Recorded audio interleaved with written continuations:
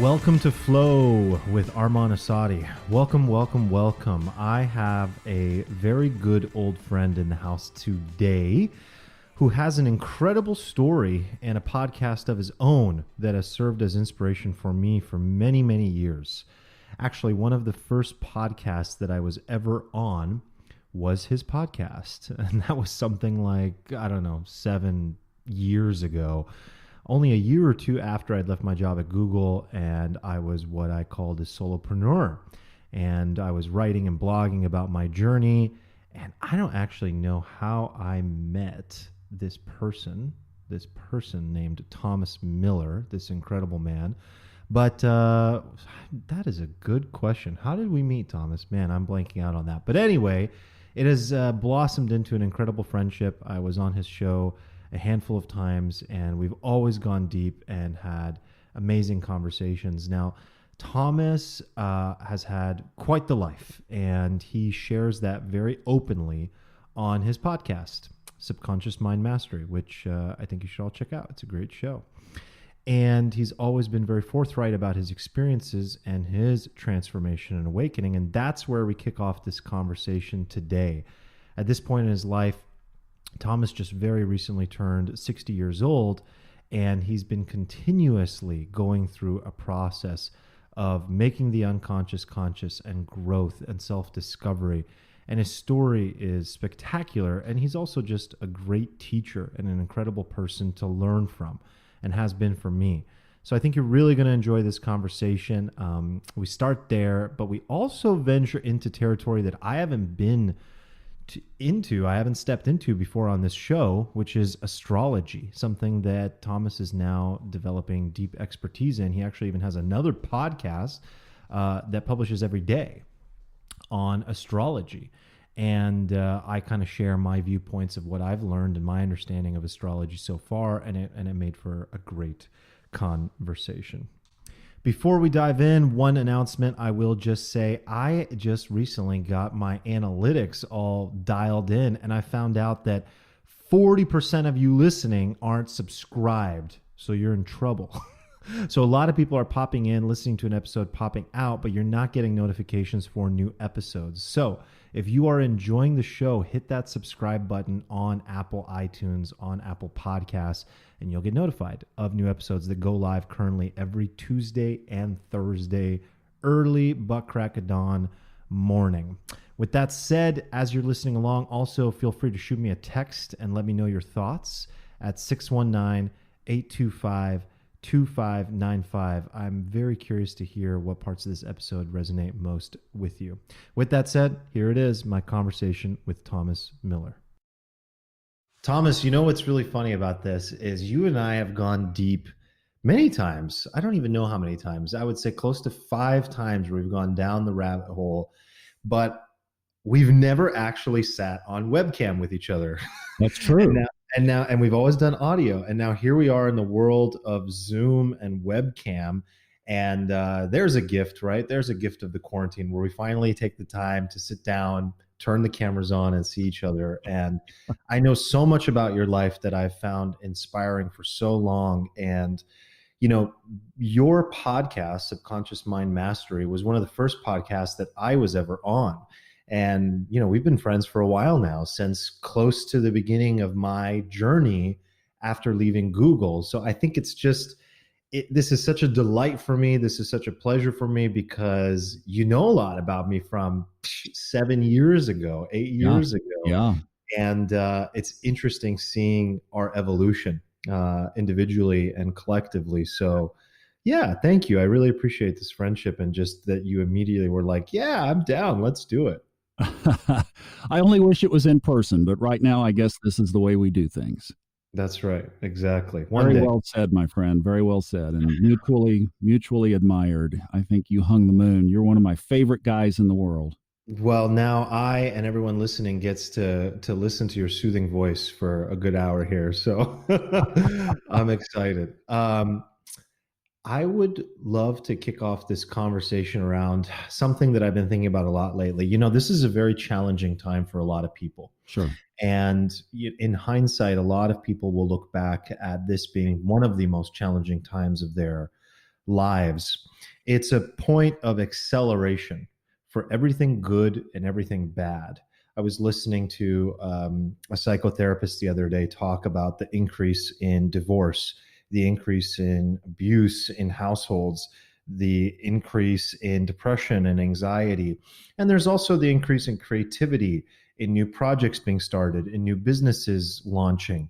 So this is two sides of a coin, but a lot of people will look back at this time and it'll be very challenging. And one of the things that you've often talked about and shared your journey is around your challenges.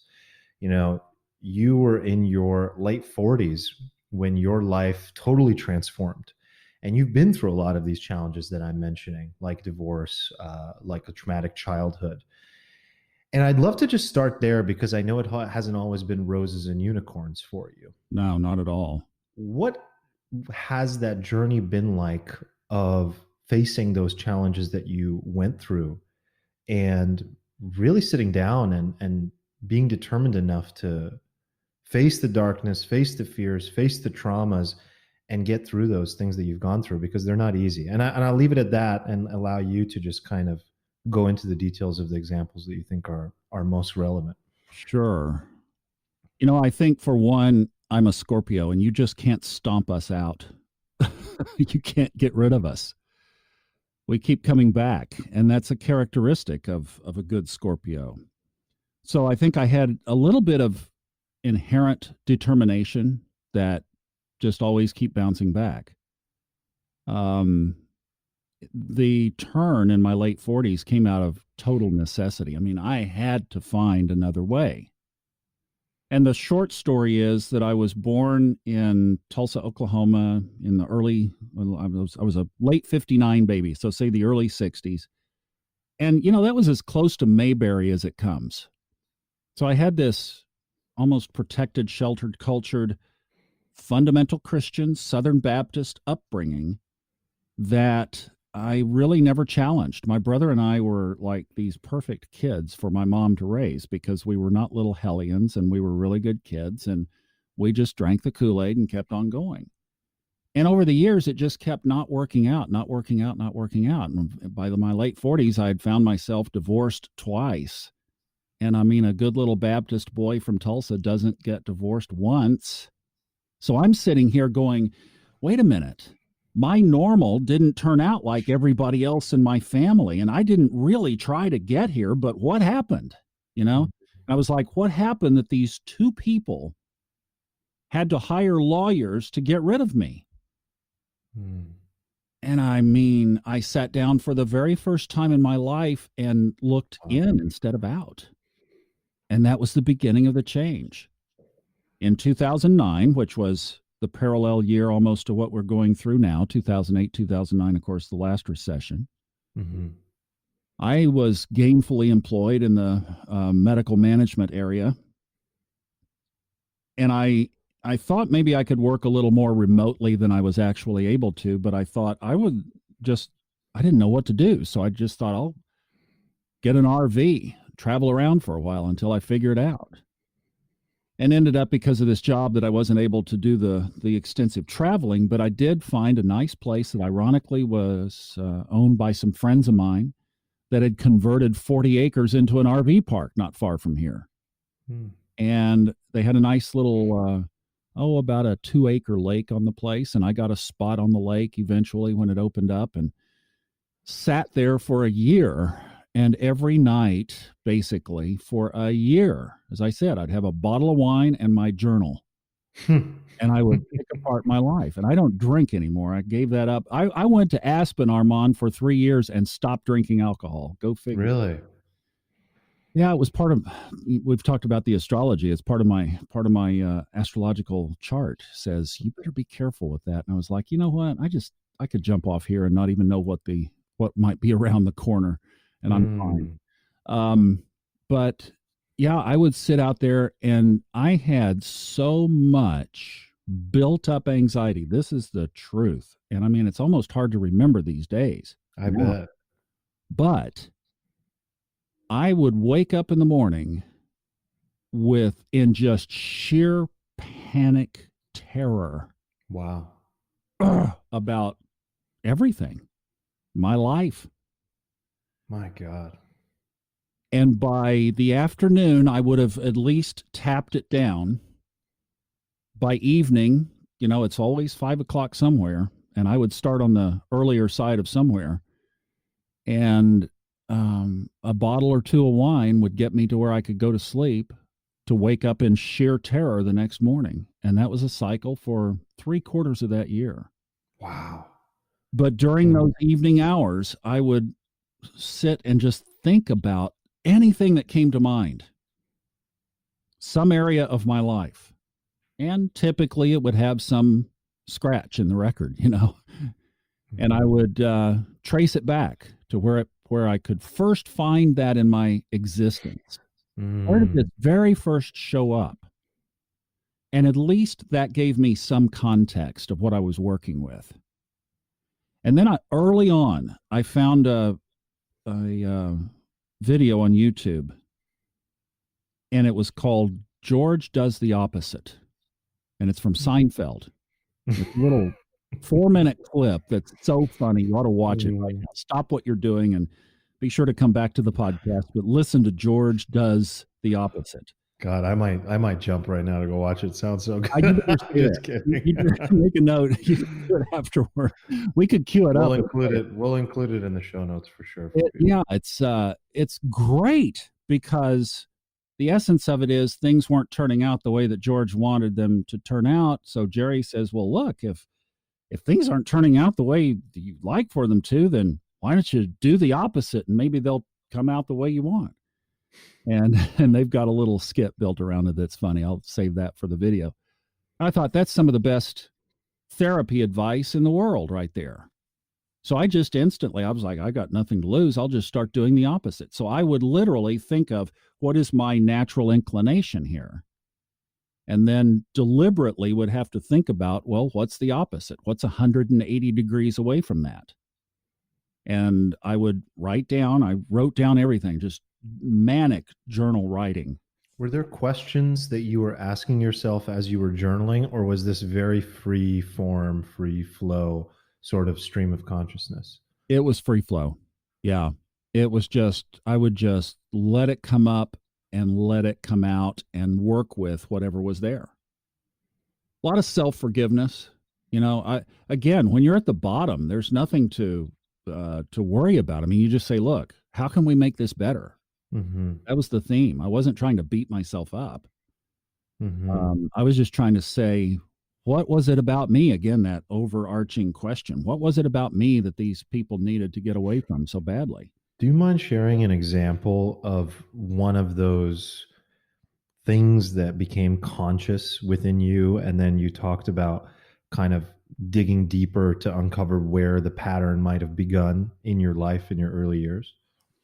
That's a great question. One of the things that I'll just go with the blink with what came to mind was not being nice to people on some encounters. Mm-hmm.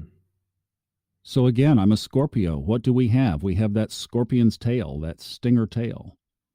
And not to overuse astrology here, I know this isn't but we should unpack that too later. It's kind of fun because I realized as I got into my astrological chart that I have 3 planets that were in a line. They were just in a straight line in the sky on the night that I was born. There was the sun. Of course, it was below the horizon. And then, but on that same angle, if you were to look below the horizon and be able to see the sun, behind that, you would have seen Mars. And behind that, you would have seen Neptune. And they were all at exactly the same degree in Scorpio. And that degree is 6. So I was 666 in Scorpio with those 3 planets. Now, if my very, God love her, wonderful mother had known that her son was 666, mm-hmm. I'm sure that I wouldn't be talking to you now. I'm sure that some kind of pillow or something over my head when I was a child. Boy. I mean, she just, that would have not flown at all.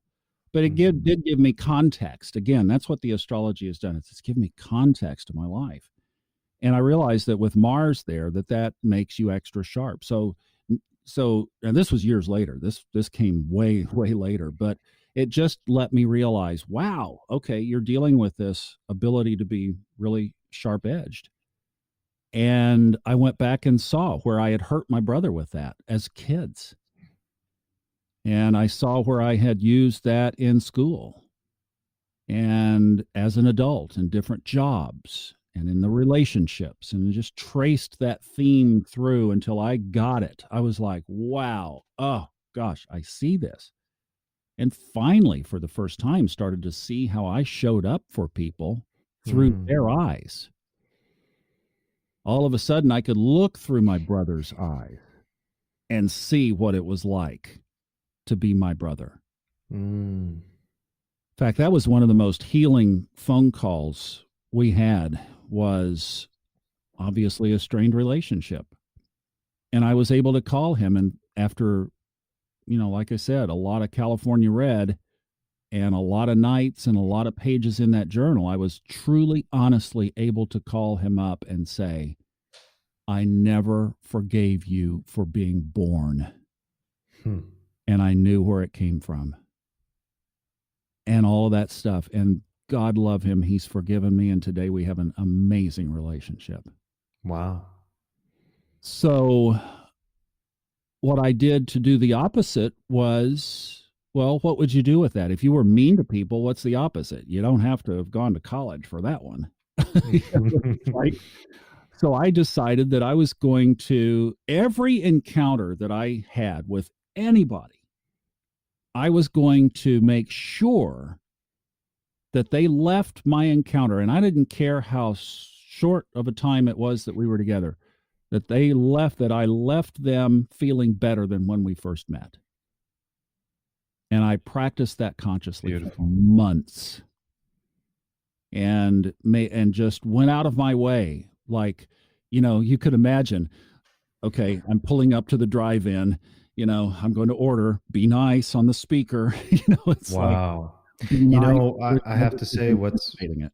what's wild is I can't even imagine this former self that Oh, you describe. I know. Like you have transformed completely to where every single moment of engagement you and I have had, you have been absolutely incredibly kind Oh, yeah. and jovial. And I can't imagine a Thomas who's short or mean or curt or any of these things. Like I actually can't. And so it's incredible how you, by becoming conscious of that thing and doing the opposite, have transformed your entire personality as a Yeah. result of it. Oh, everything. One challenge though that I find in your story, like for me and for anybody that might resonate with this, is the hardest part is becoming conscious of that fault or that thing and looking within yourself instead of externally. So here you are, you're sitting there, you're asking yourself, in your words, it was something like, what am I doing that is pushing these people away? And I mean, thank you for being so radically transparent and open and honest and vulnerable, to say something like what you're saying. So to be so radically honest and transparent about, they're even spending money on lawyers to push me away. But you know what most people would say? They'd say there's something wrong with them. There's something wrong with society. There's something wrong with the world.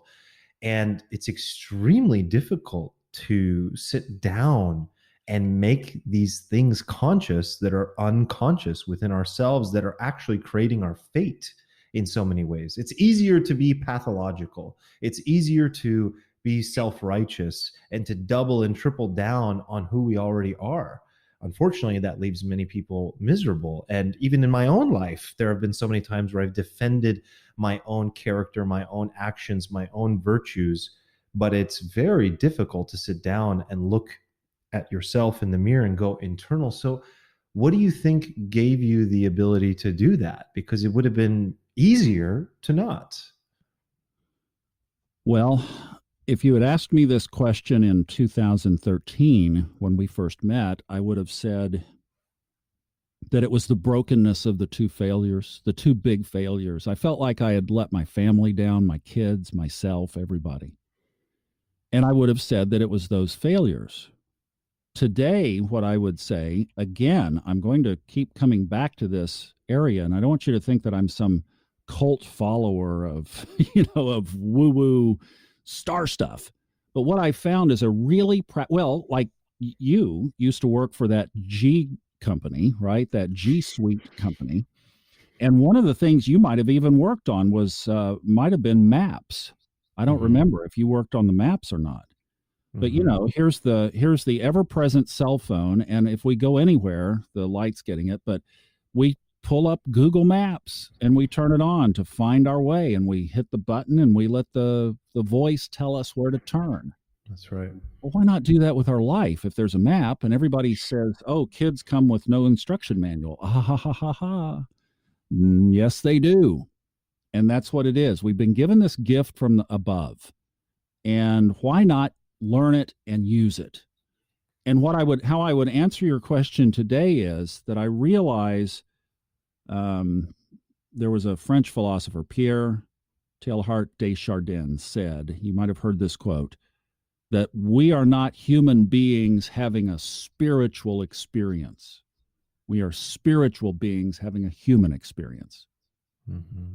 And after meeting the author that I've narrated 28 audiobooks for now, Fred Dodson, became my mentor on this path, one book at a time, one page at a Mm-hmm. time, narrating these books in this booth here. And Fred taught me the same about this being a spiritual experience. And it's about our spiritual growth, not the physicality that we attach to life so importantly, that really is not that important at all. Mm. And I learned that again, things like there's all kinds of places we could have incarnated to. We just chose Earth. I don't want to go down that path, but you got to think about that. And what I realized through the astrological profile is that a big part of our journey here, is about our soul growth. And there are a couple of planets that influence that, Saturn and Pluto. Mm-hmm. And Saturn and Pluto got together on January 12th of this year and kicked off this COVID thing. So if you don't think that this influence in your life, this energetic activity that is present in your life and my life, just like it is in our world today, is there, think again. Mm. And how I would answer that today is that I had been unconscious of that spiritual path for all those years. And I was too busy, all caught up in all the daily stuff that's not important, to even look up and know that this spiritual path was calling me, and could have done it the easy way. But when we're not conscious and we're not awake and we're not aware of it, as Stephen Forrest, I'm also narrating his books. So I've got two authors, Fred Dodson and Steve Forrest. And Steve is a brilliant writer. And he said, if we're not awake, the universe shrugs its eternal shoulders and says, well, we could have done it the easy way. It's like the choice is really up to us, Armand. We can wake up and detach enough from this physicality to really understand that this is a spiritual journey and spend more of our focus on that part. And when we do, then we start to look at these areas of, you know what, being nice to somebody is a spiritual activity. I think I'll try it. And then we get those rewards back because we're sowing those energetic seeds. Yeah, what does life look like when we wake up to that reality and we change our actions and we change our awareness? Boy, that's a profound question, and the answer and what happens is equally profound. One of Fred's main books is called Levels of Energy. And in that, he describes all of life's activities on a scale, basically puts our existence on a scale. Mm-hmm. The lower levels of energy are things like anger, guilt, pride, arrogance, that reactivity. Fear is probably the lowest of the denominators of those low energies. And it goes on up to where we get to the high levels of energy. And that's, of course, love and creativity. You're very creative in things that you do. You bring a high level of energy to your work. It shows a very high level of energetic output. So you get energy along the thread of the energy that you put back is what comes back to you. It's a boomerang. Mm. So when you put out the fear and the anger and the reactions and the insults, you're going to get that energy back compounded. Mm.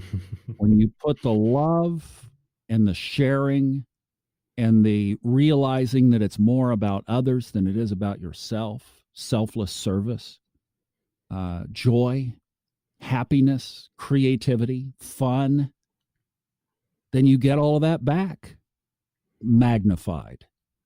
So, really, at any given point, you could look at the scale. You could just do a quick self examination of, I mean, you don't have to know the numbers. Fred put some arbitrary numbers to the scale. You can read or listen to the book to learn what those are and what's in between high and low, because really most of us are more in the mid levels. Mm-hmm.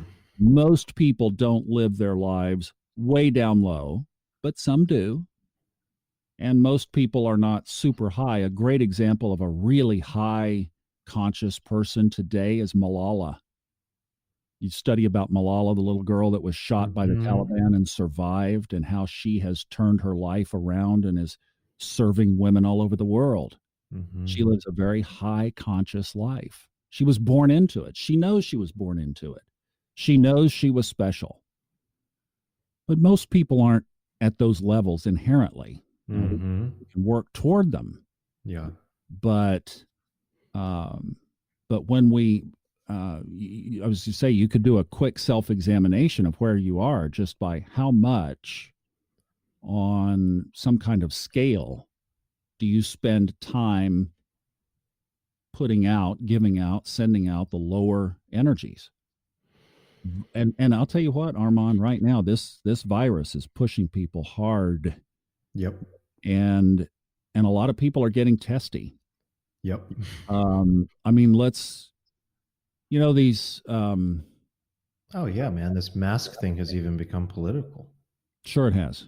It's hilarious. And with all of that, I mean, I saw the other day a headline that the major retailers are not going to be enforcing the mask requirement for people to come in their stores.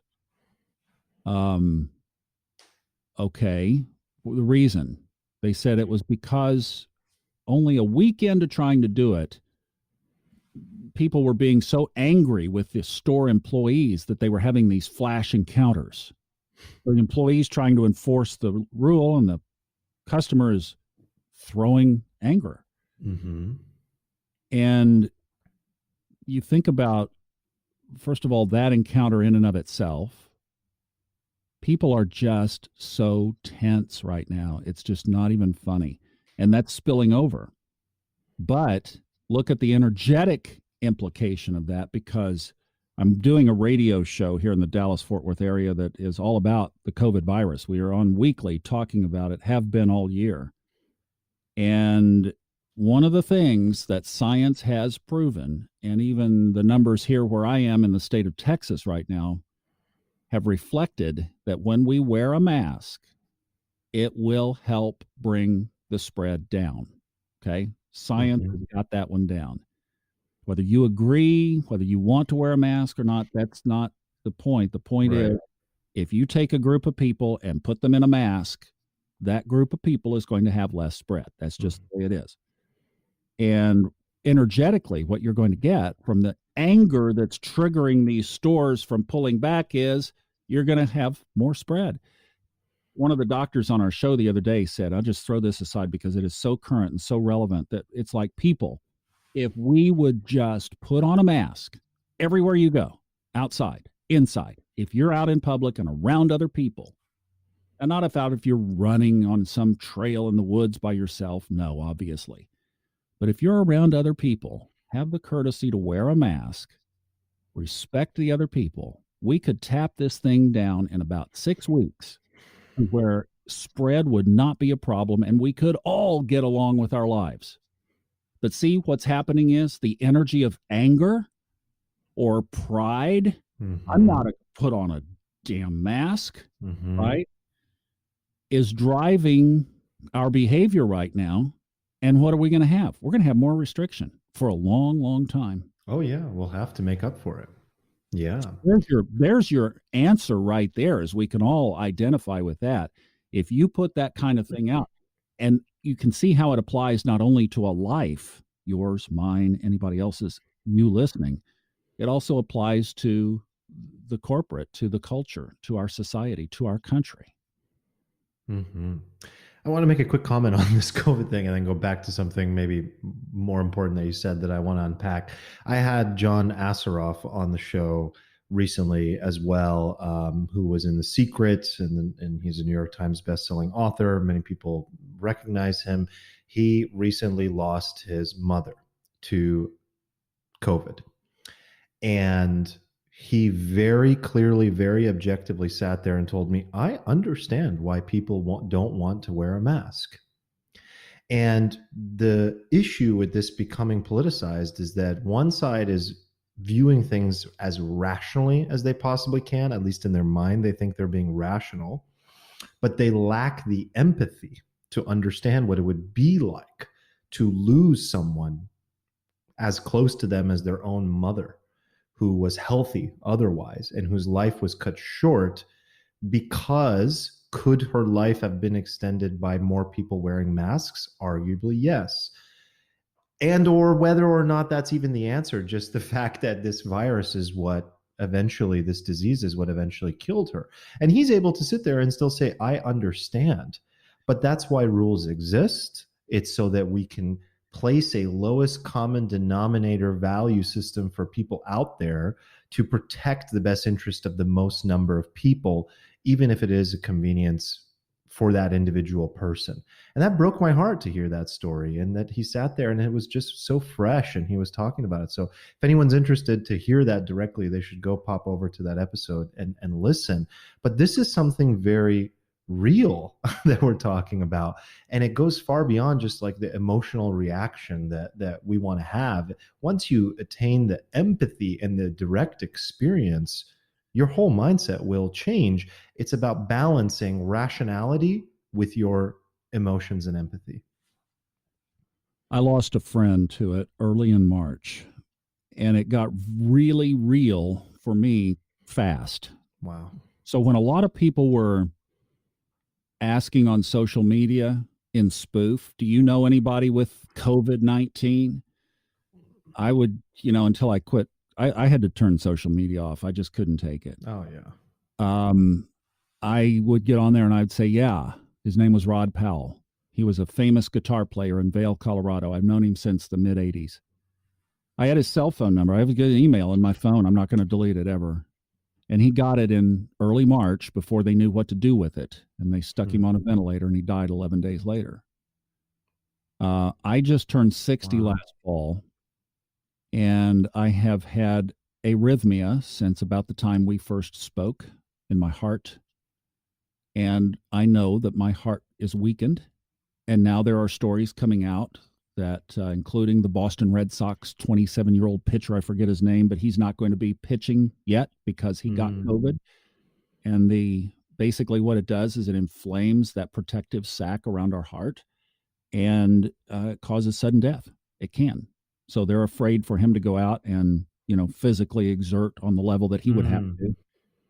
And of course, if you're in, 60, 65, there you start to peg the red on the danger zone. And I realize with my heart situation, and I know how I feel when I get tired, and I just think I would have a tough time of it. And then we get the stories, and this is a week ago from the time that we're recording, that here in Dallas Fort Worth, a 20-year-old girl went to a party and got COVID, didn't know it, went to see her grandfather and gave him COVID, gave her parents COVID.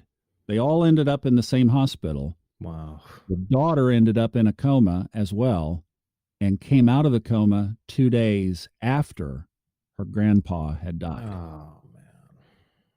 So we are still dealing, I mean, that's a real life story from our radio show. We are still dealing with and this is very fresh. This is the summer of 2020, getting into the late summer of 2020. We're still dealing with something that can rummage through a family and kill your relatives. And my only advice, and we can hop back off this track, please care enough about me to wear a mask. Truly. That's what it comes down to. Balance of rationality and empathy. And we all have to find the narrow path that many people are refusing to find. There was something you were mentioning earlier about shifting out of a state that is lower on the levels of energy. And I was thinking a lot about, so many people in their lives, they fall into a rut. They are in a dark time. It's like they're in a cave and they can't move. There's no momentum. And when it gets really dark, it's like what Carl Jung called the mortificatio. And sometimes these things are predestined for us to go through. And oftentimes depression and anxiety, these are just signals for us to look internally instead of externally as well. But it's very, very difficult to stop and do that 180 and do something different or look internally or change our behavior in that moment when we have no energy. Like in that moment when you were sitting in your RV night after night, experiencing what you basically described as like 10 out of 10 level of anxiety the moment you woke up. How do you begin to even shift your thoughts, to let alone shift your behavior to be nice to somebody? Like that's the last time that a person would want to even be nice, because they're sitting there going, woe is me. Look at my life. Look at where I'm at. So I think that's a challenge for a lot of people when they're in that dark place. It's very difficult to change, to shift, because the momentum of negativity is so strong in that moment. Yeah, it's energy becomes a vortex, doesn't it? Yes. And it will pull you down. I've been there. After my first divorce, I went down that route. So I've been there too. That was, did all the medication and all of that. And I was like, well, that hasn't worked. See, that didn't work. The therapy didn't work. The medicine didn't work. So here I was again, right? It didn't last. It didn't stick. After my first divorce, I was one of the early members of Tony Robbins' Platinum Partnership Group. I didn't know that. It's a very expensive group that Oh yeah, that you join and then you travel with Tony. So I traveled with Tony for that first year of Platinum Partnership. Tony's work didn't get to me. Tony didn't reach me. And I think what finally did, and this is again the planetary map helps me understand it better now, is that I started work. I didn't know this at the time, but what I ended up doing is I started working with those energies that were really trying to help me. It's kind of a funny paradox, isn't it? Yeah. That the universe, in order to get our attention, has to bring us to our own bottoms, our own life bottoms. And we think, here's another one, is a lot of times we think we've hit bottom, but to find out, no, there's more. Yeah. And what I'll tell you the key. Let's get to the chase. Here's the one barometer of how you can determine whether you have hit bottom or not. How much are you still resisting?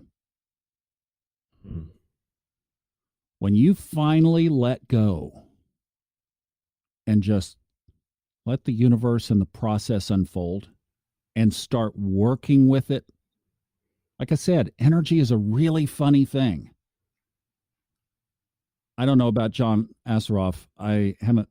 I've had some requests from his people to be on, and I'm just not doing that many guests right now on Subconscious Mind Mastery. But maybe I'll have to do that. But some people can actually move energy, physically move energy. They just have abilities that they were born with that they can move it around. And some have developed it, not necessarily born with it. You could easily argue we're all born with it. It's a matter of what you develop. but they're able to move energy around. And when you start moving energy, it's amazing how fast it turns. So when I really, truly started changing, the energy started changing and I started getting the responses. So for me, I was in my late 40s. I realized, I mean, see, it was almost like a lot of people would say by the time you're almost 50, it's too late to do anything. I was like, no, I'm going to live another 30 something years. I've got to, for me, it was life or death. Literally, I took it as life or death. Either I change this and have a different outcome and live out decades more in a more positive way, or this is it. I'm going to just have a short life. I knew that it would not, that I would not be able to survive living the way that I was. And that might be hard for people in their 20s or 30s or even early 40s to get their arms around that, of framing it up that way. Because you know, the insurance tables say you've got time on your side still. I didn't feel that I did. I was like, I have got to find a way to change. And by the way, even though he did it a lot earlier than I did, that was thematic with Tony Robbins' story, if you remember. The story was the same. He just did it 25 years before I did. Right. And that's the thing, is don't wait. Wherever you are in your life, begin now. If you're in your later 60s, early 70s, and crotchety, stop it. So how do you begin moving energy in the right direction? Well, I think that's where you, one is I would get the book Levels of Energy, because then you understand that scale and you understand the context. It puts all of life into this beautiful context of where you're operating from. Of all the books that Fred has sold and they've around the world, that's the one that has the highest impact on people. Now, the other one that impacted me a lot was a book called Lives of the Soul. It helped me understand my religious background and the fundamental beliefs in a different context, that I was able to forgive myself and understand this journey so much better. So Lives of the Soul, Levels of Energy, once you understand the context of it, but really, Armand, I would recommend to anybody the same path that I did, is you've got to get to the point. And maybe to answer your question is, unfortunately, we're not at a point yet where we're at that bottom. And unfortunately, the malefic side of these energies still has to get our attention. But once we start working with it, Pluto's energy represents transformation in our lives. So it's either going to, I give an analogy when I'm talking to people about astrology, of Pluto being kind of like a one-stop demo and construction company.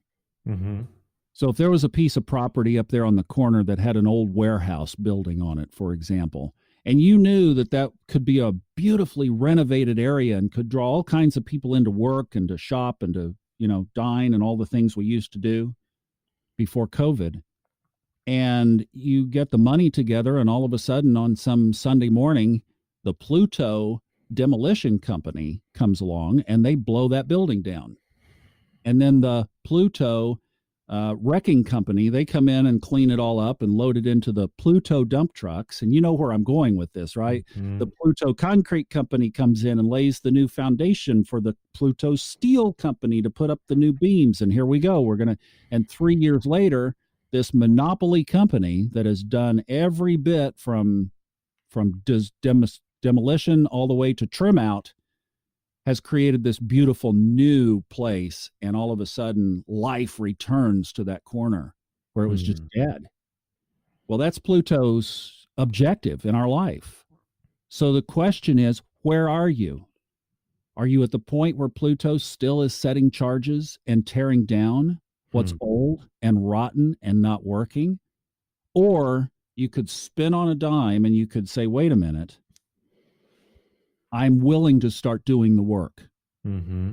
One of my favorite lines is, when the student is ready, the teacher appears. And believe me, the universe will come to your aid, because what I did in my story may not be what the medicine that you need. Mm-hmm. You need something else. So the cookie cutter, like I said, Tony Robbins didn't even work for me. Mm-hmm. So what I did might just give you some ideas to move in your direction, but let your own heart lead you through what's best for you to do and where to 100%. start and what to work on. But as you do, and your commitment is that I'm going to work with this instead of against it, I'm not going to resist. I'm realizing that this is a spiritual journey. It's not so much about how much I make, how pretty I am, how many friends I have, how many Facebook or Twitter followers I get, and, all that. It doesn't matter. This is Mm-hmm. a spiritual journey. It doesn't Mm. mean shit, actually. Nobody Yeah, remembers when we're gone. doesn't mean anything. It's just Shakespeare said all the world is a play. And if you just realize that this is all just an act, we're Mm-hmm. just playing a role. And that's where I say Lives of the Soul will answer that whole thing for you. It will make it so clear why we're here. And it does give you structure to understand what this journey is all, this crazy life is really all Mm. about. And one thing I'll just put in parentheses, and you'd have to get the book to listen to it to understand this, but we chose to be here during COVID. And it's much bigger than COVID, too, by the way. And we don't have to go down that on this, but there's so much more going on than just COVID. Don't think that that's just Oh some, yeah, I bet. I mean, barbecue bat disease that came out of a shopping mall. No, not at all. well, I'd love to understand your thoughts on that. Actually, I think it'd be a great little rabbit hole to go down. But one theme that you've mentioned now a few times is astrology. I noticed, I would say something like within the last 5 years, astrology has been given a new life. It has become very popular lately. And when I see these trends, I become very interested, very fascinated in whatever is a trend. And I dove into this to a certain degree to understand what was going on, but also to understand what astrology even is to the best of my ability. And without ranting on this for a long time, one of the things that I pulled out of it is that it is actually a very helpful framework to construct reality, because Yes. what we're talking about are patterns, and this is an ancient system of making sense of reality and why things are the way they are. And, when you go down this rabbit hole of trying to understand something as objectively as you can, you come across viewpoints that are very pro, you come across viewpoints that are very against. I came across great articles by, brilliant scientists that pointed to all the reasons why this is a pseudoscience. But then I saw great articles and publications by great scientists that pointed to why they're missing the point, and how that just because something is not falsifiable doesn't necessarily mean that there isn't use and utility here. So that made me keep going, because I tried to stay aware of my own cognitive biases and make sure that I didn't fall right into what I was looking for, which was either this is something that's great or this is something that's bullshit. And I just kept going and going. Now, that journey led me to, well, I don't know very much about astrology, but I will say this. I came across some things that I thought were very interesting. And I'd love for you to, if you could explain, why you personally fell into astrology, and obviously have developed deep expertise, but really like what is going on today. And what I found that's going on today that's astrological that I thought was very interesting was the pattern for, there's this individual pattern. And again, I'm probably butchering the shit out of so much of this. Oh, It's you're just doing fine. You're my great. version of what I understood about astrology. Um, there's this individual pattern, this set of individual patterns that we have that are very helpful in explaining our character, our personality, and also the journey that we're going on. And if we are aware of those patterns, we can become conscious of them and use them to our benefit. Okay, I'm going through hell right now. Let me understand this and make the most of it and accept the challenge and work with the energy of life and the universe to improve my life and not necessarily have to stay in hell for so long. And then there's what's going on collectively. And one of the things that I thought was most fascinating is that, uh, forgive me for this, like very simple way of saying this, but this is all written in the stars. It Like is. this situation, this pandemic, not the specificity of a pandemic, but the culture clash I read that is going on today is written in the stars. Like this is something that's apparently been brewing for hundreds of years. I think it was something like 700 years ago this last occurred, which would make sense. I think that was around. Anyway, so I have to pull up. 1284. Actually, yeah, the exact year is 1284. Yeah, so I didn't make that up. So I'd love to hear what that is. And these are these patterns that are cyclical, and it's back, and humanity is going through a battle of values where old is dying away and there's things that are blossoming or that would like to blossom, new paths, new meaning, new structure, new hierarchy. But of course, status quo is going to cling on as hard as it can Yes. because normal is much more comfortable. So that's my version of understanding at a very basic level what's going on with astrology. And I'm so glad that you brought it up because I've never talked about astrology on my show. And everything I say through the lens of somebody who, I'm a very skeptical person, very skeptical. So I want to explain that I've gone deep down enough this rabbit hole that I can't discount what I've learned. I see value. I see utility. It may be outdated and ancient for some people, and perhaps we could argue that psychology and science are a more reliable source of information, but they're also limited. And there's something else here that could be valuable. So I'd love your reflection on all of that. Well, I really appreciate your somewhat skeptical approach to it. And what sign are you, by the way? So I was born May 5th. I'm a Taurus. Taurus, yeah. So, all right. So good. So you're going to take a good earthy perspective. In other words, you're not going to be superficial It has to be practical for me. Yeah, it has to be practical. Exactly. Well said. So how I first started looking at it was during that year in the RV. And I just came across some astrology mention while I was searching stuff online, I remember.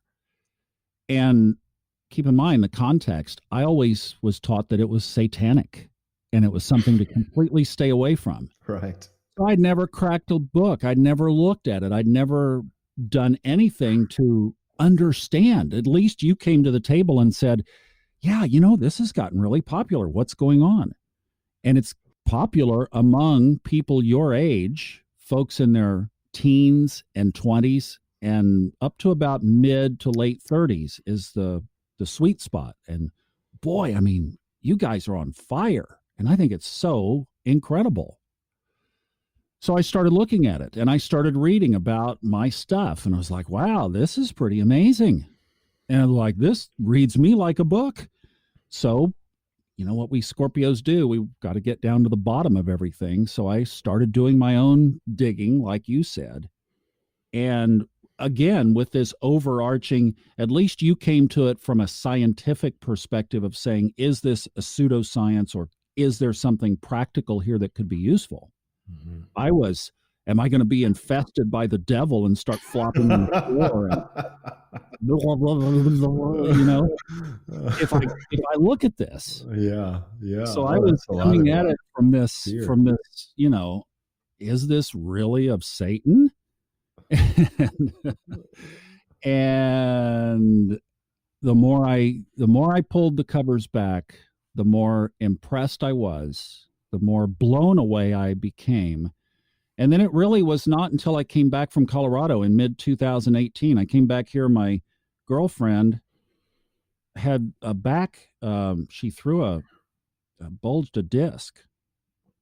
So I came back to be a nurse. Hmm. And for about 8 to 10 weeks, there was the time before surgery, and then the surgery, the time in the hospital, and then the recovery afterwards. And I had time to I started reading more astrology. And I realized that there was some stuff in my chart that said I could take this and kind of run with it. I'd learned enough just up until then, about almost 10 years that I'd just been dabbling in it, really. Mm-hmm. And then I really got serious, and I started to see that there was some stuff in there that maybe I could make a run at this, of doing this kind of professionally. So Oh, wow. here's what happens when you start putting energy out is I started studying more first. Mm-hmm. And then I finally got up to the point where I thought, well, I could do a podcast. And then the intuition, the intuitive blink came in. Well, do a podcast that's daily. Do one every day. And I'm like, oh, I don't know enough to do that. And I took it on. And now there are people all over the world who say, I can't wait to get up and hear your podcast with my coffee in the morning. 87% of that is because of your voice. Well, the mentor that I had in broadcasting that I just loved was Paul Harvey. And Paul Harvey did a morning news program that was syndicated all over the world. So I'm like, I've got this thing that I'm talking about, the kind of news that I enjoy, that I love talking about. We get up I post the thing at 4:00 Central Time in the mornings normally. And it's all about the current status of where the planets are right then. And it's just been, an amazing area of growth. Well, then came the requests, do you do readings? And then I pitched out a couple of emails to one of the top authors in astrology today, Stephen Forrest. And finally he said yes. And I'll start narrating the fourth in a series of books for him soon. Cool.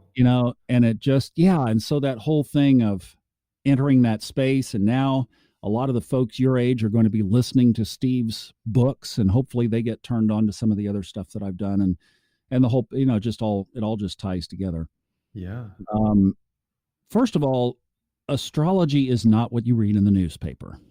That is the lowest rung of astrology. Yeah. Can you go through some of the shit that's out there that is just not what you believe is the best way to view astrology? Because that's definitely also something I learned. Well, that would be probably 90-something% of it, actually. Now, remember, behind astrology is just a mathematical calculation of where the planets are on a longitudinal line. Here's what's amazing about astrology. Okay, you want to talk about science? Mm-hmm. So astrology takes basically from the sun. The astrology puts the sun at the center of the orbit rotation. I'm sorry, puts the Earth, but the sun obviously is the center of our solar system. Everything revolving around the sun. But astrology is based as we are looking from Earth. So the sun is one of the planets on our chart. Mm-hmm. But all the planets are orbiting around the sun. People don't realize this. All of the planets, so we're talking about Mercury and Venus and the Earth and our moon and Mars and Jupiter and Saturn and Uranus and Neptune and Pluto, are all rotating on an ecliptical line. So they're all on the same axis. If you drew a circle in space around the sun, all of those planets are on that same line. Mm-hmm. Now, if we were supposed to come from some big bang, how did that happen? And maybe we did come from a big bang, but how did that happen? That all of those planets are rotating around our sun on exactly the same line.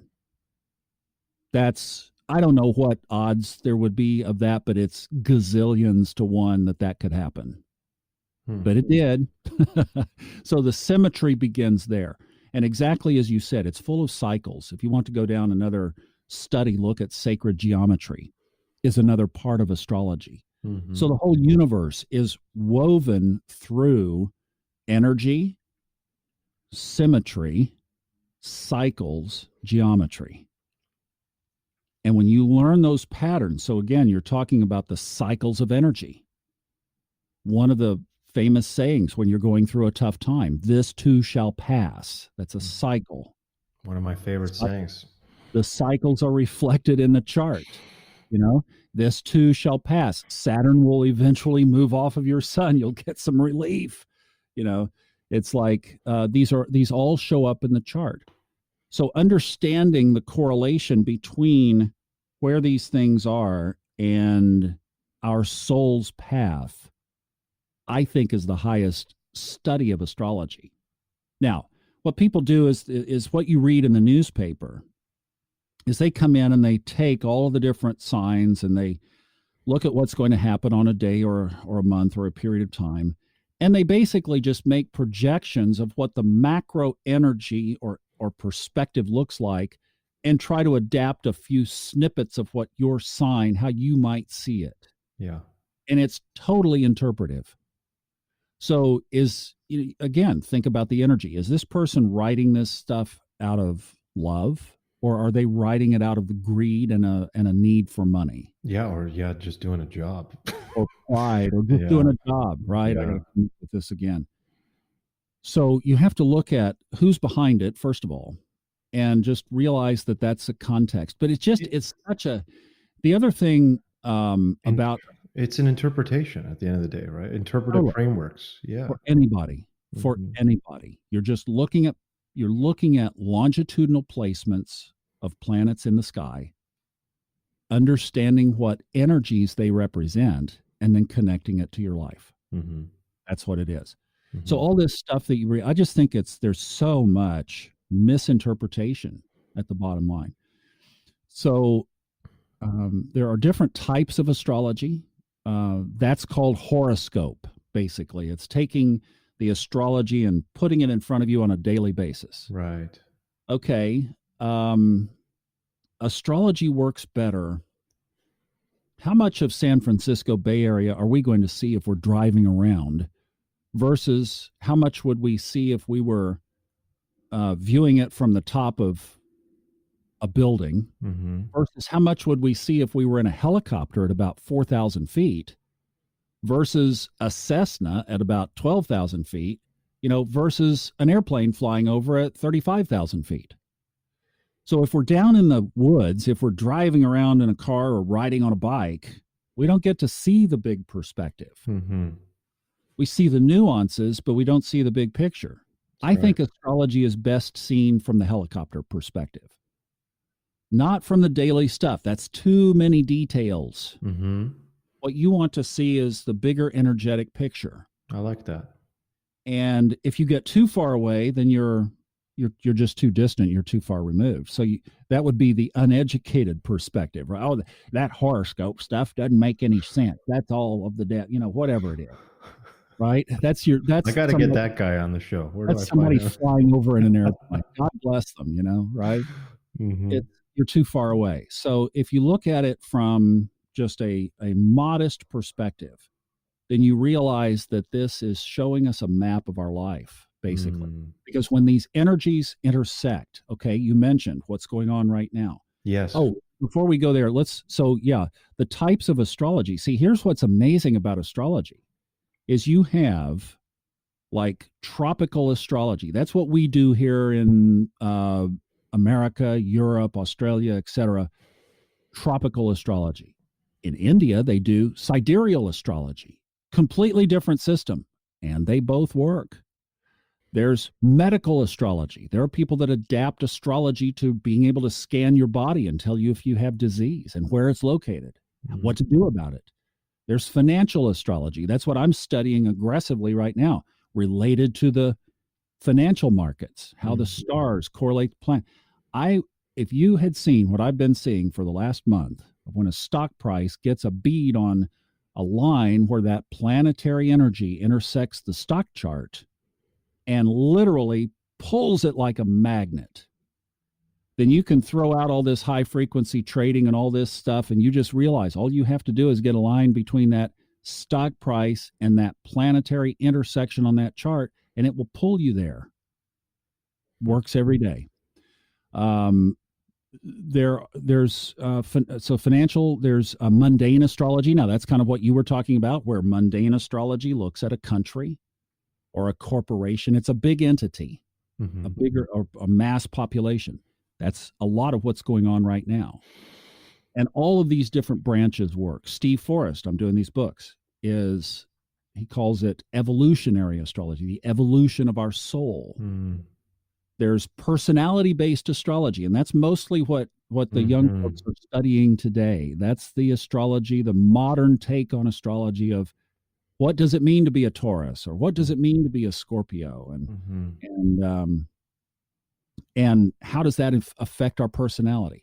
So there's all kinds of ways. Career horoscope is another big one. I get a lot of questions, and of course, relationship astrology. So there are a lot of ways you can look at it. Now, what happened this year is astrologers were all abuzz for several years prior to this, knowing that there was going to be a really big alignment of two planets that had not come together for 500 years. And that was the planet Saturn and Pluto.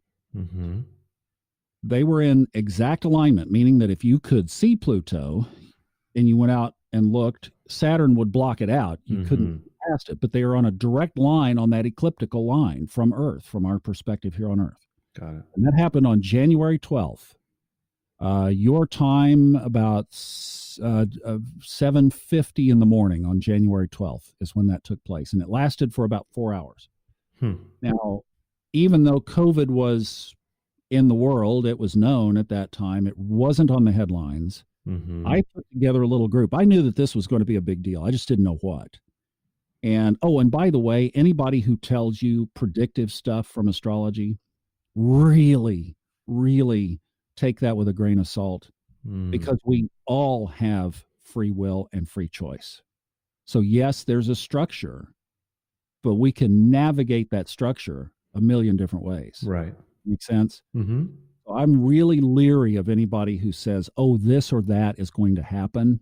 Yeah. But we know the structure of something that's going to happen. Right. So Saturn and Pluto last got together like this in 1518. Now, that was 6 months after Martin Luther nailed his thesis of 95 basically revolutionary points of the door of a church, telling the Pope, we're not going to do this anymore. And what happened is the power structure of Europe shifted from Rome to England after that took place. The time before that is the one we were referencing before, and that one I think reflects this period more so. 1284 was the last alignment of Saturn and Pluto. 1280. I haven't gone back further than that, but they can't happen. This alignment can't happen on the chart more than every 250 years, because that's how long it takes Pluto to go around. So this is rare. It won't happen again until 2753, I think, or something like that. It's in the 2700s. So this is a long time again before this will be seen. And after this, we might say, thank God. Yeah. And what does this symbolize when these two planets are? 1284, basically they had right after that in the 1300s, they had a famine. They had an economic crash because of the famine. Then they had a war, and then they had the big plague, the bubonic plague. And then out of that was born the Renaissance in Italy, in Florence. A lot of historians say that the Renaissance was the best time to be alive on the planet. So what the pattern is, if you look at what happened then, and then if you look at what happened in Italy, or with Martin Luther, and I need to make a point, and this gets a little technical, so forgive me. I've got to use a little astrological jargon, but this is what the thread is. No, it's important. The big deal about this is not that just Saturn and Pluto got in a line, because they do that more frequently. The big deal is that they aligned in the sign of Capricorn, and that is Saturn's home sign. Saturn rules Capricorn. And actually, Saturn rules Aquarius in ancient astrology, which is where the whole party is shifting over the next 4 years. And that's going to be the age of Aquarius that we hear about, is when Pluto finally moves into Aquarius in 2024. That's really when the shift begins or unfolds in earnest. What we're doing right now is we're tearing down those structures. Well, that's the big deal, is these two aligning like this in Capricorn. So what we see is a pattern of destruction of the old being moved out.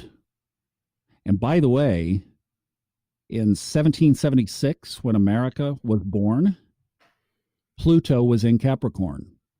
Now, Saturn wasn't there. Saturn was over in Leo on the other side of the chart, but Pluto was in Capricorn when the revolution that started America took place. And in 2022, Pluto will have come all the way around the chart and will be at exactly the same place it was when America was born on July 4th, 1776. And a lot of people are wondering what that's going to look like. And we don't have a historic precedent to look at on that one. But, again, if we take our Pluto one-stop shop of destruction and rebuilding, it might look something like that. So what astrologers are looking at through this time is, we didn't know what, but we knew something could happen. It did. It was called COVID. Right now, if you want just a little energetic update, Mars has moved into its home sign of Aries, and that's where this anger is just compounded. And because you've heard the term retrograde, that's when a planet appears to go backward in the sky. Right. And it does on the chart. Mars is going retrograde here in a little while, and it stays in Aries all the rest of this year. That's a long time for Mars. So we're going to be experiencing forms of this aggressive energy for the rest of this year. Wonderful. And then the big one that people are looking at is next year. There are 3 aspects. They're 90-degree aspects that Saturn will be at a 90-degree aspect with the planet Uranus. That's the same alignment that was in place during the Great Depression in the 20s, in late 20s and early 30s. And it's been in every major recession since. That happens in 2021 and 2022. So again, without saying this or that is going to happen, a lot of people looking at this configuration are saying that the next couple of years could be economically really tough. Now, what comes out of that, when Pluto moves into Aquarius by 2024, Aquarius represents 2 things. Number one, don't tell me what to do. Don't tell me to wear a mask, right? It's that autonomy that says, if you know a good Aquarian that really exhibits Aquarius characteristics, you can't tell them what to do. They march to their own drum. The opposite side of that, the paradox or the shadow side of that, is authoritarian rule. Typically with Pluto moving into a sign, it favors the shadow. So what I see coming up over the next decade is this built-in struggle between don't tell me what to do and more authoritarian rule. And of course, that's what everybody's concerned about with COVID. And that's why some people don't want to wear a mask. They're saying, I don't want the damn government telling me what to do. Right. Well, that's going to be the there it is. There's the tussle right there. So wow. So basically what it is reshaping our country and our society, and it is global. And I think on the other side of it, what I've felt or sensed is that there is going to be a spiritual renaissance that will surpass the renaissance of the 14, 15, 1600s, and that once again people will say, wow, after all that happened, the earth was really a great place to be. It seems like a choiceless response because otherwise, I mean, how is humanity supposed to get through this? If you continue moving, if that momentum continues moving toward more conflict and toward more destruction, you're either going to see an authoritarian style government or more tyranny or bloodshed, and it gets worse and worse and worse if there isn't a spiritual enlightenment that comes out of the pain. It's almost like the symbolism of what happens in our individual lives versus what could be happening collectively. Like when you went through, when you hit rock bottom, you had a spiritual awakening of sorts where you shifted the energy in a better direction. And so, are we seeing a similar opportunity for all of us? Totally. You just nailed the whole thing on the head because if, again, corporately, so if we would just get conscious that this is more than, again, barbecued bat from Wuhan, China, Mm-hmm. that this is about our consciousness, Mm-hmm. and if we would put down our pride, everybody is, what is everybody doing in the stores right now? And think about the scale of energy again: high, love, service, or pride, arrogance. It's all about me. I have to have my dot, dot, dot. Um, if everybody would lay down their pride, realize that this is about spiritual growth, take on the responsibility of doing all of our collective parts with that. Part of that would be to put on a mask. Why? Because I'm going to do my part to either A, not get it, or B, not give it to anybody else. And we would have this thing done and off the map in 2 months. And we could all get on with our lives, but we're not there yet.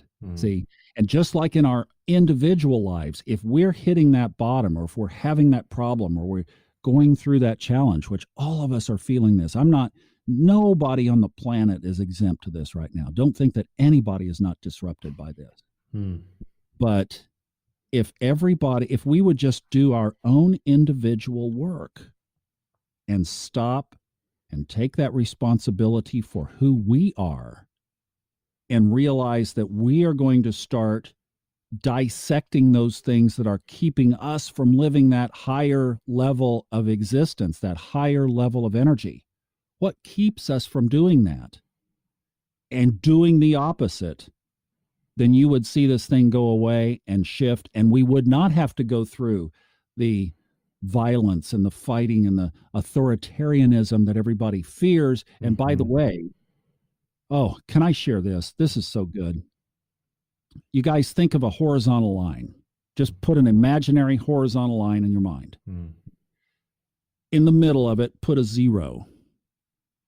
On the ends, put 10. It's not plus 10, minus 10. It's just we're going 10 over here and 10 over here, and the numbers don't mean anything. Just want you to get the scale. All right. On one end of the line, we're going to put desire. And on the other end of the line, resistance. Okay. So everything you do, think about from 0 to 10, how much do you either resist something or how much do you desire something?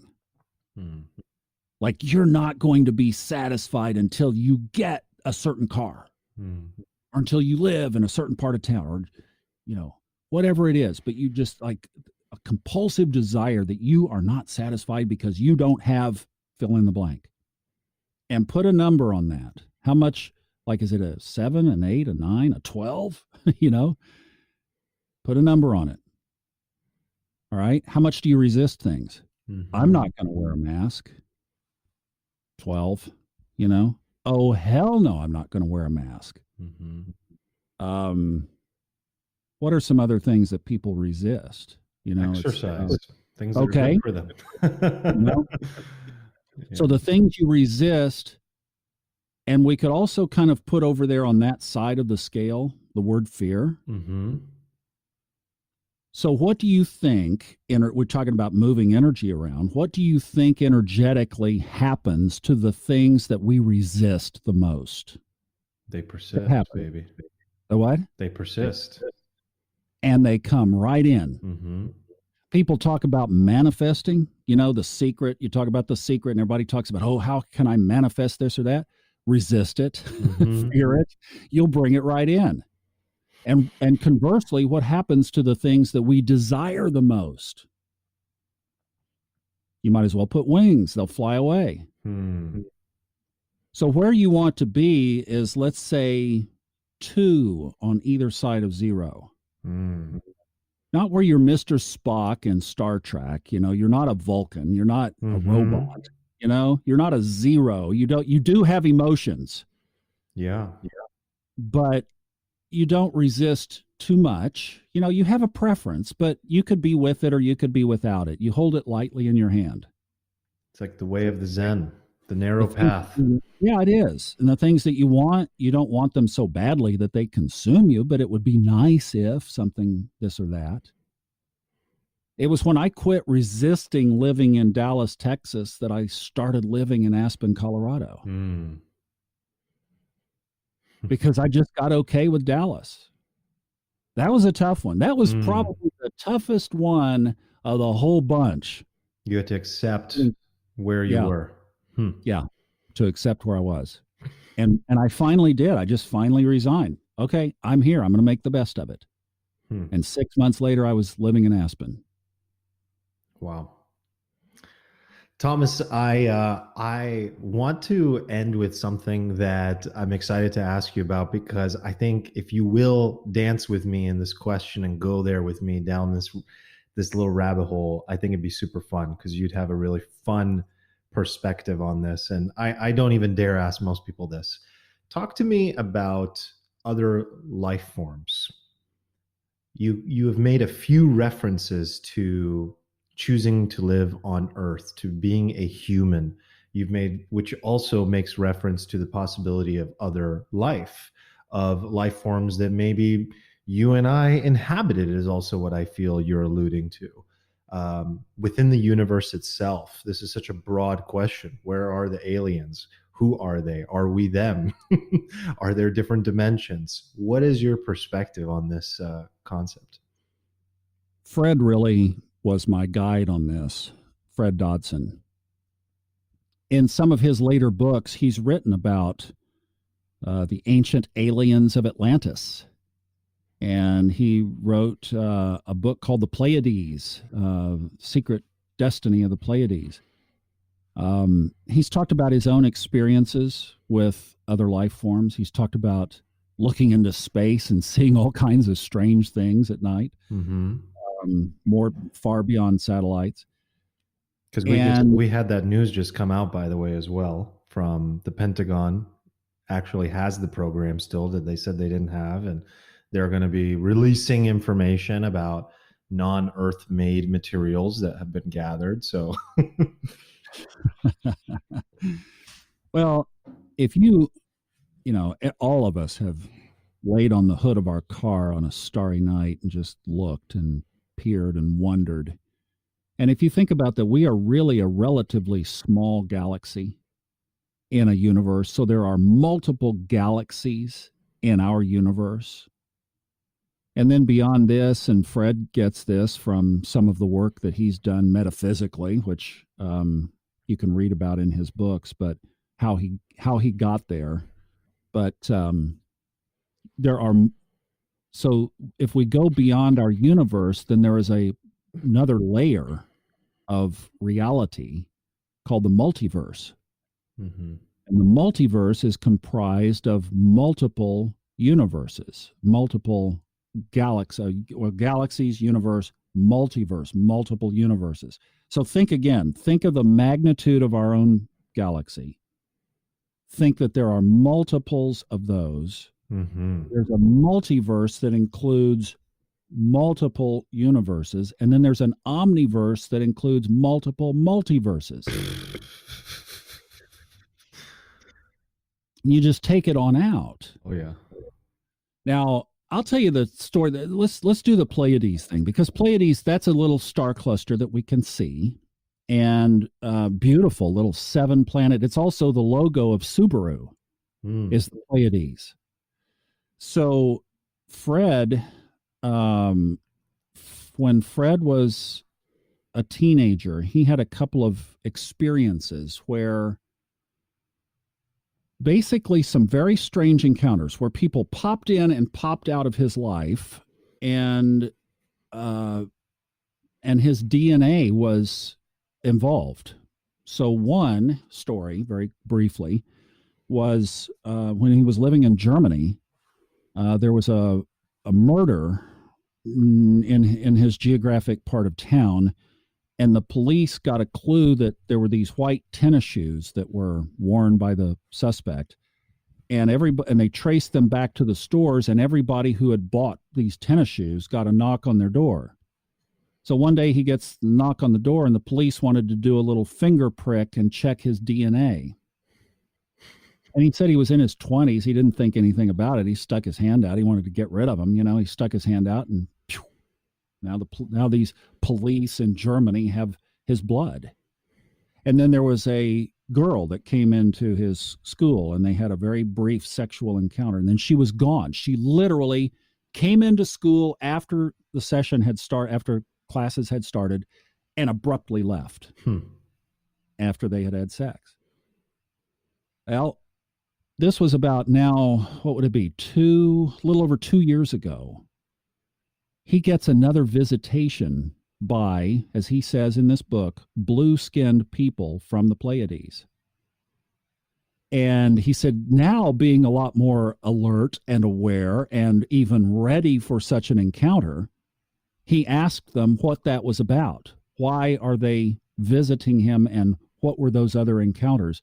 And it was basically to get his DNA, to seed it on other planets. And they even showed him one of his clones from the DNA that was collected when he was in his 20s. Wild. And there were striking similarities, and yet there were incredible differences. Now, if you go back to some of the great mysteries, Stonehenge, the pyramids, what is the place down in Peru? Machu Picchu. No, well, that too, but it begins with an N, and again, it's a kind of a like crop circles down there. Anyway, where did these come from, kind of thing. And I've just finished editing this audiobook for a guy that's the helicopter pilot. I'm going to turn you on to him, by the way. Yeah. His name is David Arnold. He's the helicopter pilot for The Deadliest Catch and like all the major stuff you've ever seen on television that has helicopter shots. David probably was at the controls of the camera doing that. And he tells these amazing stories. And as he was telling a story of flying the helicopter around those ruins in Peru, and they got in trouble for it, he said the locals, the way that they view that is that some other beings came in, dropped those or organized them or whatever, and then were gone. Eons ago, however long ago. But that's the legend, the myth. So we have all of these myths in our culture of visitations from other beings. And I'm just not so sure that a lot of what's going on today is being watched by not just those of us on Earth. So, that's one of those, as you go back to the scientific realm of, could this ever be proven? Not with what we have right now. Now, maybe some of this from the Pentagon that would be released. I mean, I know our government has things. The question is, I think for most of us is obviously, what do we think is practical? And then how does it really affect our lives? Right. And one of the reasons I have not gone down the research road on that is that I pretty much am comfortable with anything that it affects my physical or spiritual / soul growth, as this package called Thomas Miller does not need that influence. So I'm not spending time on it. if we get some areas as things come up through this COVID and through these changes, if that becomes a factor, then yeah, I might tilt more toward it. I will tell you something that was kind of wild that happened back last fall. I was getting ready to go for a walk, and I felt my maternal grandfather very present. And I've had conversations with relatives and others who have transitioned on. But boy, did I feel that he wanted to call a meeting. So I was like, okay, we called him Pops. Okay, Pops, I'm getting my shoes on. I'll get over there. I've got a walking trail a little ways away. I just drive over there and then walk for an hour. And I got out of the car and got on the trail, and boom, he was just there. And voices in my head, man, it was like we were having a chat. And my grandmother, all of a sudden, you just feel the presence. What does it feel like? It feels like you and I are looking at each other on a recording program that has a screen share. I feel you as we've been talking here. It felt like that. I felt connected. When you're on the screen, it's not like I know of you, right? I know that you're out there in the Bay Area. I know that you exist. I know I could pick up the phone and call or text you if I needed to. But now we're present. We're connected. That's what it feels like. And my grandmother showed up. And then my other grandparents showed up. And then mom and dad came in. And if I get through this without getting emotional, it will be a good deal. I'm a water sign, Armand. So basically, by about 45 minutes of walking around these little ponds, everybody in my family that has transitioned, and including a few that I had never met, but obviously knew who they were, their presence was very, very strong individually and collectively. Wow. And what I felt was incredible love. Like this loving, unpardonable, just beautiful, unconditional love and support. And then it was gone. What a gift. I had no idea in October, November, whenever that was, that happened. Why? But now we know. You know, they were coming to say, it's getting ready to get tough, and we're supporting you. What a gift. What a gift. Thank you for sharing that, Thomas, and dancing down that rabbit hole with me. Well packaged, that is Thomas Miller. I like that phrase. This has been such a pleasure. And I know that you will have inspired many people as a result of this conversation. If people are interested in touching base with you, learning more about you, other than subconsciousmindmastery.com, which I will link to in the show notes, what is the best way to get in touch with you, whether it be for astrology or your work or your audiobooks, anything like that? Well, the astrology podcast is Fun Astrology, and I have several emails, but thomas@subconsciousmindmastery.com. If you don't want to type all of that out, you could do info@funastrology.com. Beautiful. Beautiful. Any final notes or asks for the audience that you'd like to end with? You know, these are unprecedented times. We've kind of gone through personal transformation, collective transformation. That's what really, at the end of the day, what this is all about.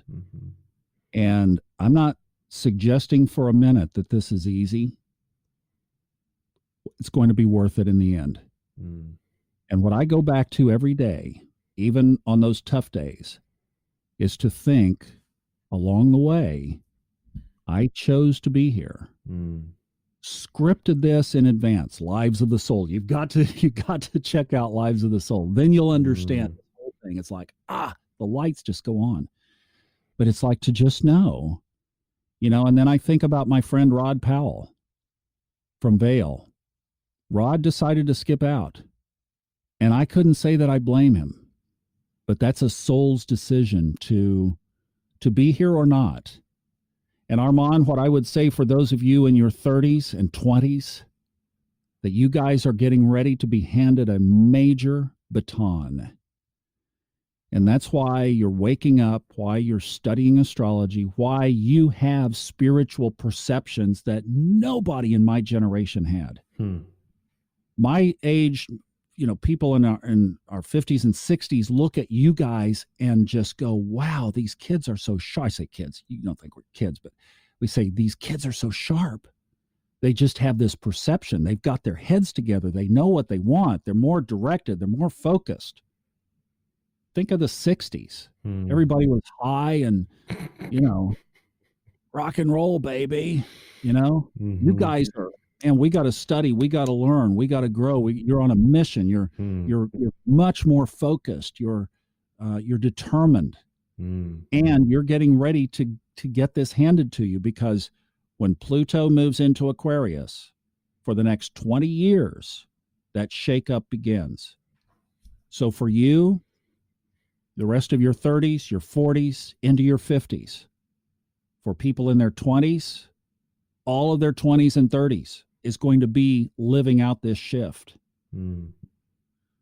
So the world is handing the baton to you guys, and you're ready, but there's work to be done. And that's what this is all about. This is the big wake up to get prepared. So the best thing you could do is realize the baton is coming your way. Reach your hand out, just like you were running in a relay. Reach your hand out to grab the baton, and know that you are going to be the leaders, because you are the ones that have consciously awoken to what's going on. And the universe will guide you. You'll get your guided, intuitive prompts to know what to do next. If you want a great 5 or 10 minute read on that, get the book Blink by Malcolm Gladwell and read the first chapter. The first chapter is the whole book. It's all about the blink. Follow the blink. It will guide you. So inspiring. Wonderful. Perfect ending there, Thomas. I really appreciate you. Thank you for your friendship. Thank you for being part of my life. And thank you for your time today that you've spent with me. It's been really good to see you. Man, I was so honored when you requested this. And I so appreciate our friendship and knowing you and the voice that you have in the world and the leader that you are going to be for this generation. It's you, Armand. It's guys like you that are going to lead this. And the fact that the little bit that I've contributed has come your way, and you're going to pick it up and just advance it so much more, just as an honor beyond anything I could describe. Thank you. It means a lot. It means a lot coming from you. Thank you, Thomas. Carry the torch well, my friend. Yes, yes. Beautiful way to end a very deep, interesting, fascinating conversation. And I'm glad I pulled that last question out, because I knew Thomas would give us a thoughtful, profound, and entertaining answer. So hope you enjoyed the episode. Much love to you wherever you are. As we talked about today, these are incredible times. They really are. And if it's going to be anything like what I'm hearing in terms of the patterns laid out today, astrologically, we have some work ahead. And this journey is not just going to switch back into normal mode. I don't think, regardless of astrology, anyone would expect that anyway. So let's get to work, people. Much love to you wherever you are. Take care of yourselves. Peace.